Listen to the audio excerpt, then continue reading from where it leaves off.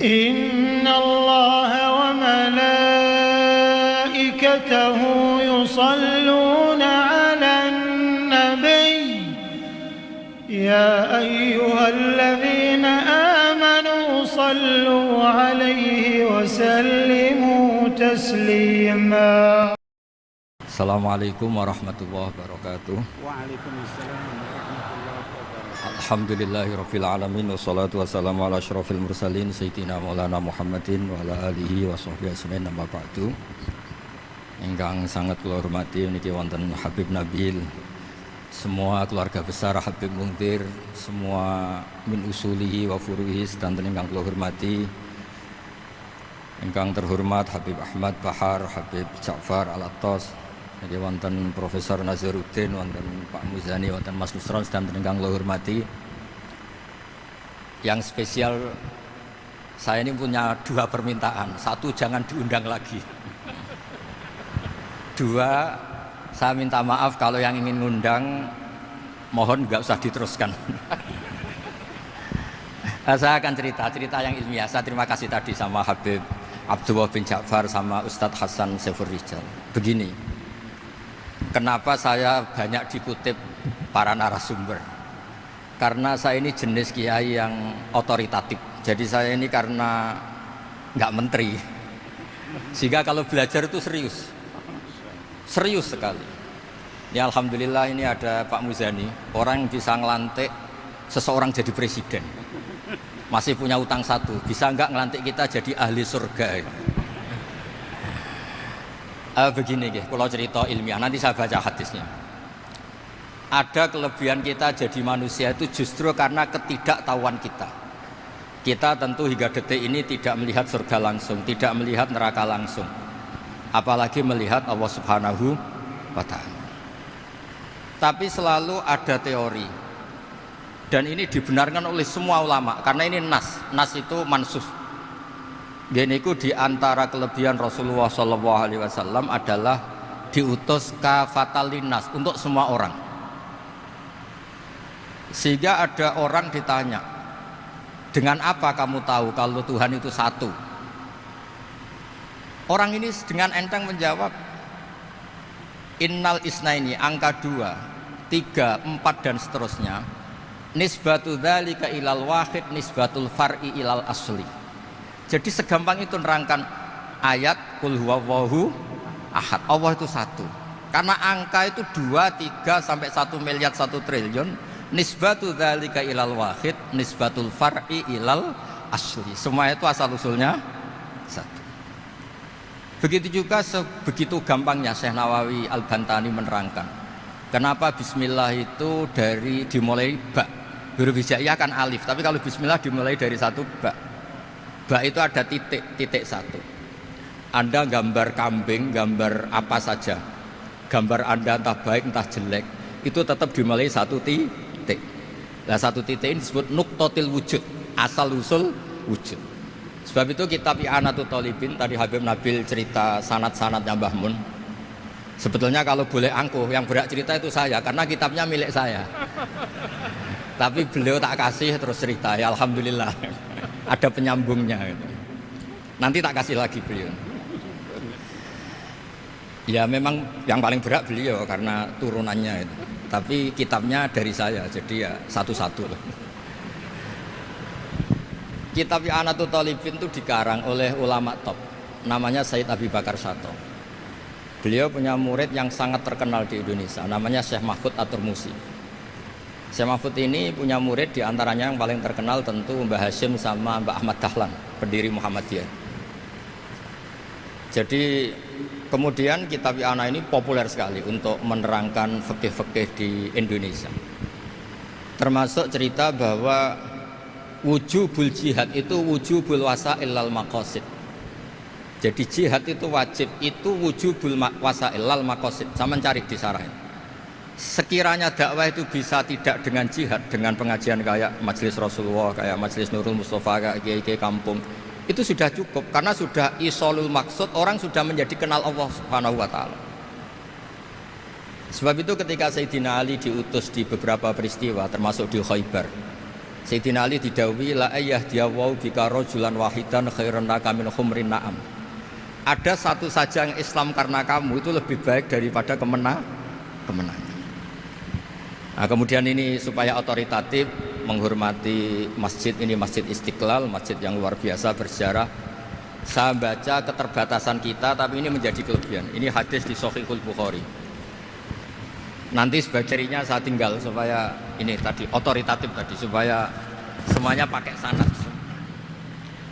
Ini hadis dari Shahihul Bukhari, sehingga Anda tidak perlu tanya ini sahih apa enggak, karena ini di Shahihul Bukhari ikutnya nomor hadisnya itu 6408. Monggo kalau mau dihafal.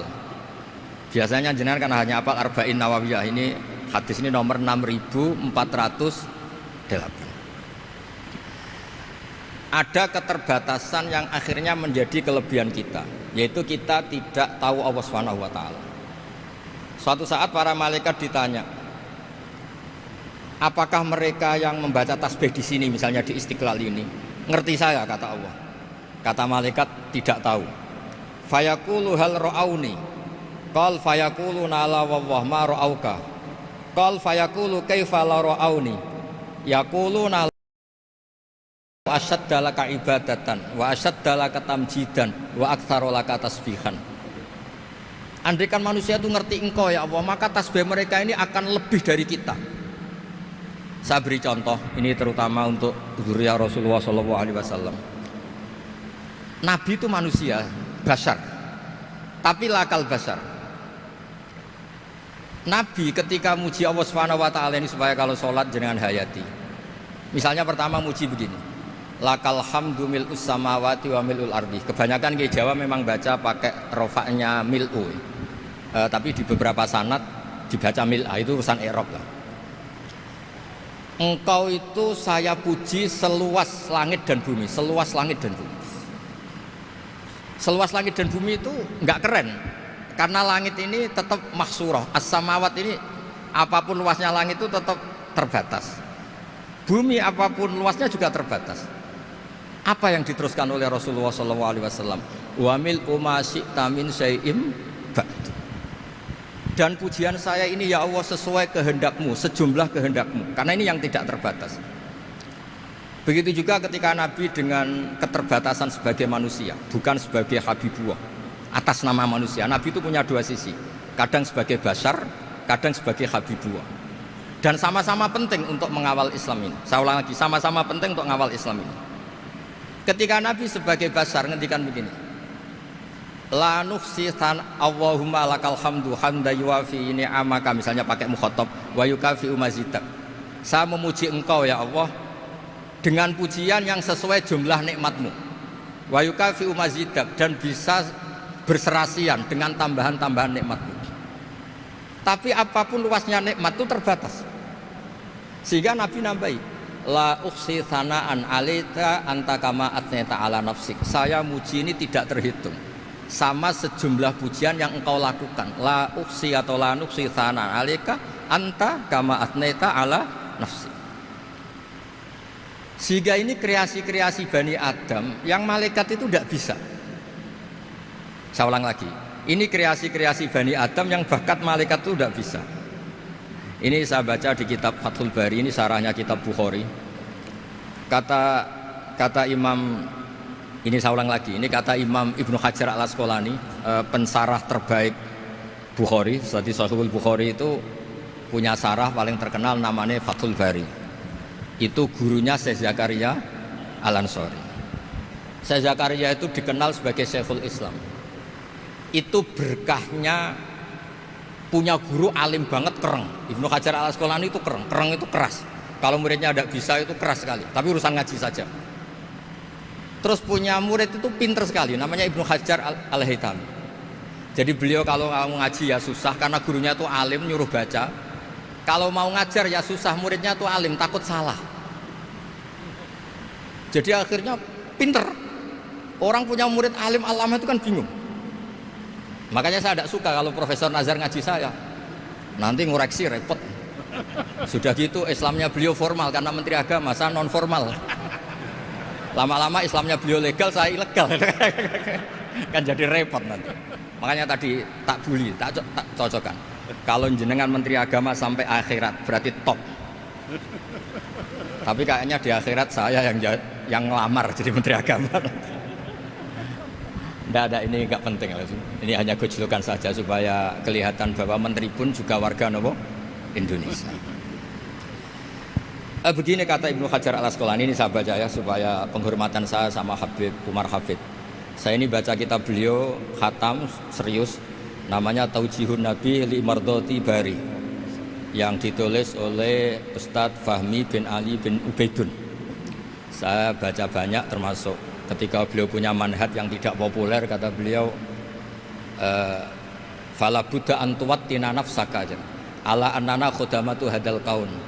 Kamu harus yakin bahwa tugas kiai, tugas ulama itu khudamatu hadal kaun, mengkhidmati semua alam raya ini.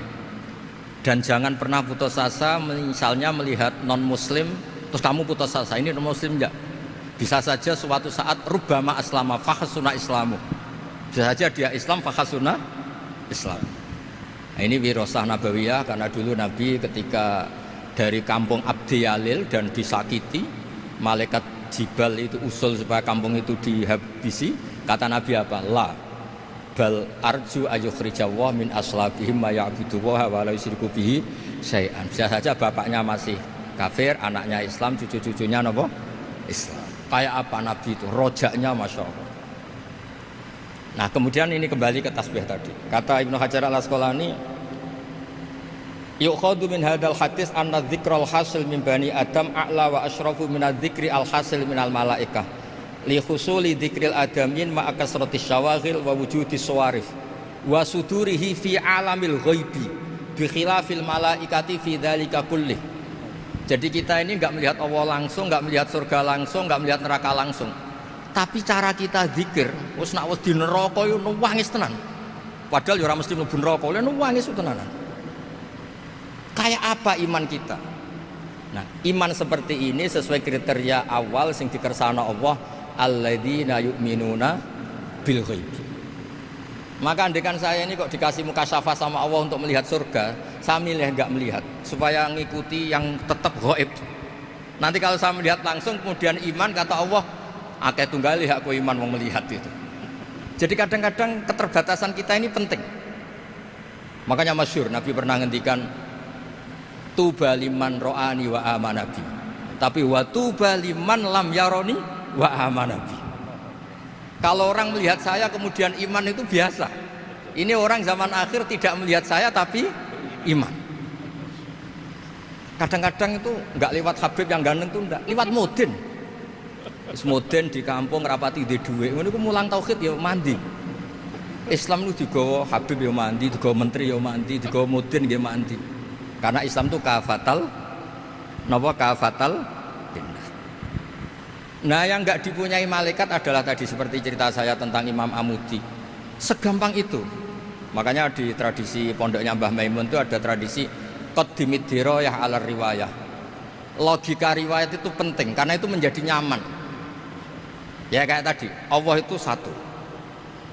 Ketika kita berpikir angka 2, 3 sampai sekian miliar, sekian triliun, nisbatu dzalika ilal wahid, nisbatul far'i ilal asli. Semua itu dibanding angka 1 adalah cabang. Gambar kayak apa ruwetnya, dinisbatkan asal usulnya mesti satu nuktoh, yaitu satu titik. Nah satu titik ini kata pengarang I'anatul Thalibin, bi kana makana wa bi yakunu mayak. Nah kemudian terakhir ini enggak boleh lama-lama. Kalau lama-lama nanti sampean pinternya nyanyi saya. Jadi sudah. Tapi enggak apa-apa lah.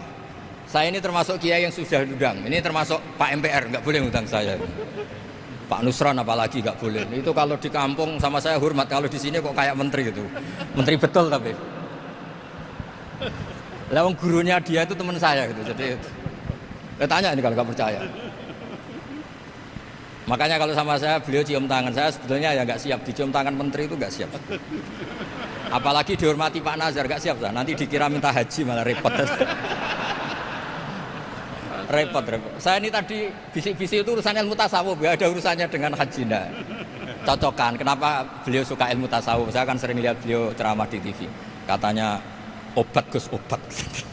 Orang kalau belajar tasawuf kan kepenak itu. Kayak wis ahli swarga kan kepenak di tasawuf itu kan mang. Sekarang saya cerita tentang ini karena bidang yang saya tekuni.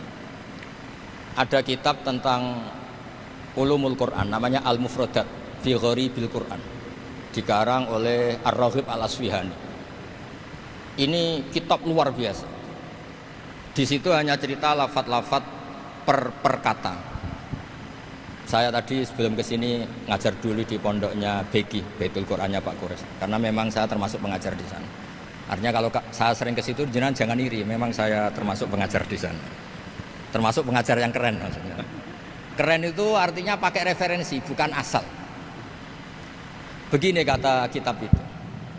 Rasulullah SAW itu kan punya nama Muhammad, orang yang banyak sikapnya atau semua sikapnya terpuji. Termasuk ketika sebagai manusia, sama kita termasuk ketika sebagai apa? Manusia. Sebagai manusia aja Nabi gak pernah salah. Begini kata kitab itu. Nabi-nabi yang keren-keren itu, sama lihat di Ahaditsus Syafa'ah, itu masih egois. Ketika ada haulul mauqif, ada prahara mauqif, itu semua Nabi bilang nafsi, nafsi, nafsi, nafsi. Ketika dimintai syafaat bilang nafsi, nafsi. Tapi Rasulullah SAW itu beliau ngendikan ummati, ummati. Dan beliau ketika dimintai syafaat kata beliau sudah analah, saya bisa memberi syafaat. Kata beliau fa akhirru lillahi ta'ala sajidan fayaqulu li ya Muhammad irfa' ra'sak wasal tu'tah wasfa'tu syaffa'. Kayak apa hebatnya Rasulullah SAW? Umumnya para nabi melihat akhirat itu sudah akhir dari semua amal. Itu menurut Nabi Muhammad gak keren. Allah itu gak bisa didikte akhirat. Allah itu Tuhan, tetap yaf'alu ma yasha. Jadi gak bisa misalnya sudah akhirat orang nyuwun sewu terus tanya, ya Rasulullah ini sudah akhirat kok jenengan sujud bareng ini gimana? Ini sudah enggak darul amal tapi ini darul jaza. Tidak bisa. Akhirat enggak bisa dibatasi.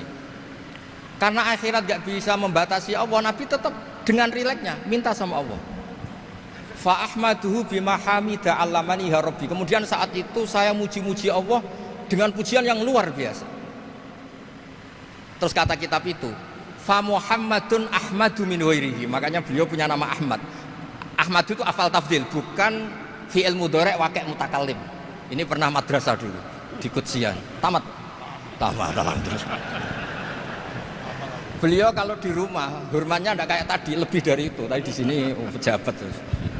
Sembrono kalau di sini itu kenapa itu. Ya tapi enggak apa-apa itu. Tadi sudah dipuji, akhlaknya baik, apa-apa baik, alhamdulillah. Fa Muhammadun Ahmadu min ghairihi. Ketika para nabi gak bisa muji Allah di mahsyar, bahkan mereka itu nyuwun sewu egois, hanya mikir diri sendiri, nafsi-nafsi. Rasulullah Muhammad ini punya nyali untuk muji Allah dan tetap mengajukan permohonan apa? Disebut fa Muhammadun Ahmadu min ghairihi. Sampeyan lihat di Bukhari, di Muslim. Fa Ahmadu fi mahamida 'allamaniha rabbi.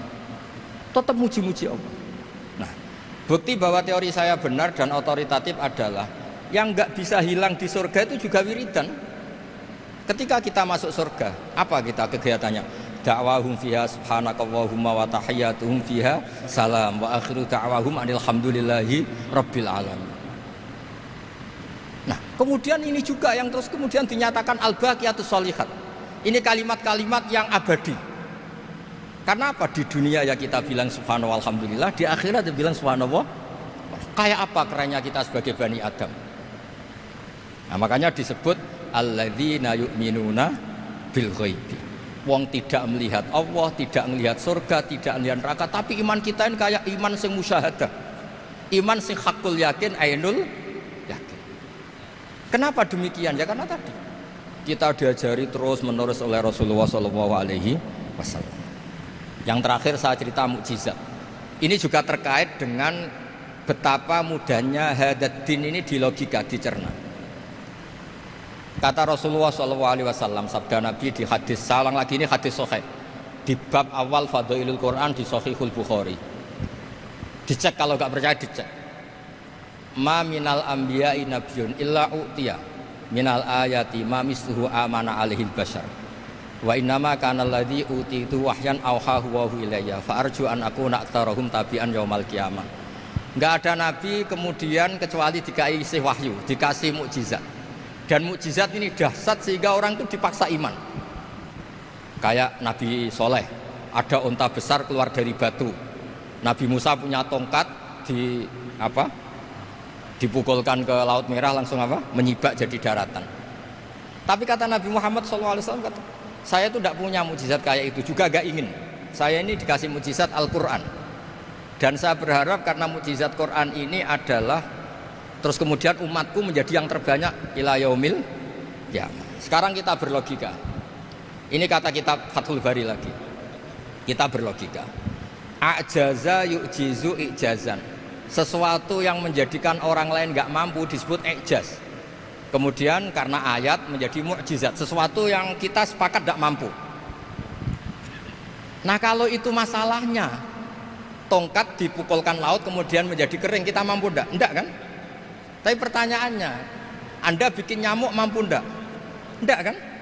Anda bikin sapi, bikin unta mampu enggak? Enggak kan? Makanya Nabi Muhammad SAW cukup, sudahlah kamu itu manusia, bahkan sekedar menciptakan lalat itu enggak bisa. Innallaha la yastahi ayyadriba masalam ma'ba'udatan. Kemudian mukjizat ini sama Nabi dicontohkan hal-hal yang keseharian kita. Wa min ayatihil lailu wan naharu wasyamsu wal qamar. Sekarang peristiwa laut dibelah Nabi Musa dengan matahari yang enggak pernah turun mesin, itu keren mana coba?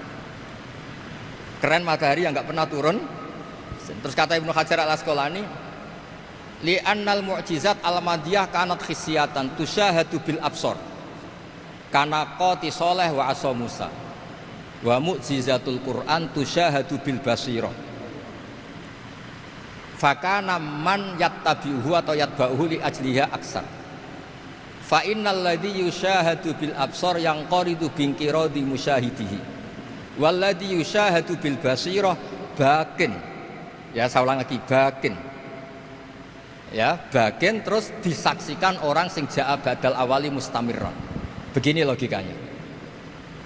Mukjizat kayak nakoti Soleh atau Asa Musa yang terkenal. Saya andaikan jadi umatnya Nabi Musa terus dikasih tongkat itu, terus bisa apa coba? Ketika kita punya utang disuruh nyaur ya nggak bisa dipakai jaminan kan. Sudah gitu orang tanya ini asli apa enggak? Kalau asli buktikan, kan ya repot. Tapi kalau kita jadi umatnya Rasulullah SAW ditunggoni Quran, punya banyak masalah resepnya sabar. Kalau nggak bisa sabar ya nyari kiai-kiai tukang ijazah nak menodongannya mandi. Karena orang mensifati Allah itu macam-macam. Makanya saya pastikan nggak ada agama yang mengajarkan rasional kayak agama apa? Islam. Makanya liqaumi yaqilun liqaumi yatafakkarun. Coba misalnya nyamuk.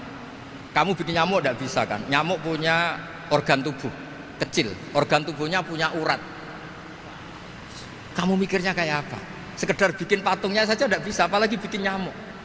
Jadi untuk mengakui kudrohnya Allah yang tidak terbatas dan kita lemah, itu tidak usah nunggu peristiwa kayak terbelahnya laut. Cukup wa ma min dabatin fil ardi wala ta'ir yatiru bi janahihi illa umamun amsalukum inna fi khalqis samawati wal ardi waqtilafil laili wan nahar seterusnya la ayatil liqaumi yaqilun. Nah gara-gara pola yang diajarkan Nabi itu ila yaumil qiyamah orang tetap Islam karena nyaman dengan kepastian mukjizat ini baqiyah ila yaumil qiyamah.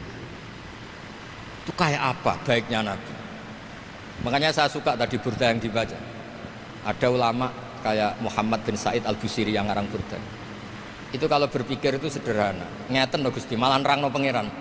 Lama da'awa da'ina li ta'ati bi akramir rusli kuna akramal umami.